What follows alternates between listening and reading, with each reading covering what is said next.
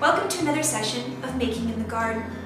Today I'm going to talk about how plants take in nutrients and water from the soil, pull it up through their roots and into their stems, and grow well because of this process called capillary action.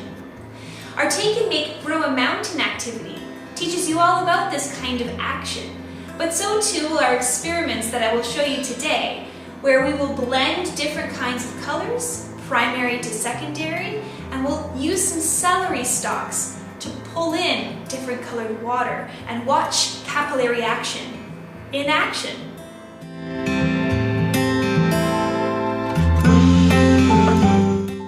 For this project you will need celery, food coloring, and containers of water.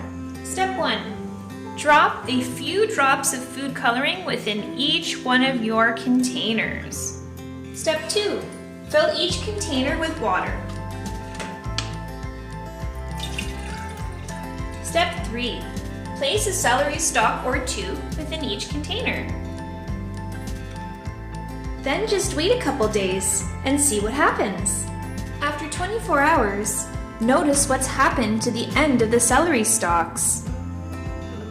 Do you see the color purple? Compare it to the end of this celery stalk, or the end of this celery stalk. Notice how the colors are being pulled up through the celery stalks.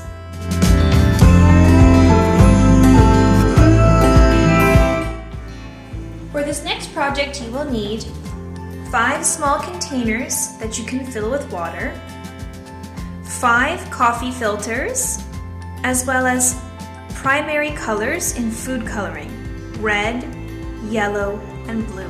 Step 1. Cut the end of your coffee filter in a curved line. Step 2. Put a primary color of each food coloring into one of every other container. So the blue will begin at the very end here. The yellow will be the middle of the 5 containers. And the red will be at the very end. Step 3. Place each one of your coffee filter strips into each one of the containers so that they're overlapping each other. Step 4.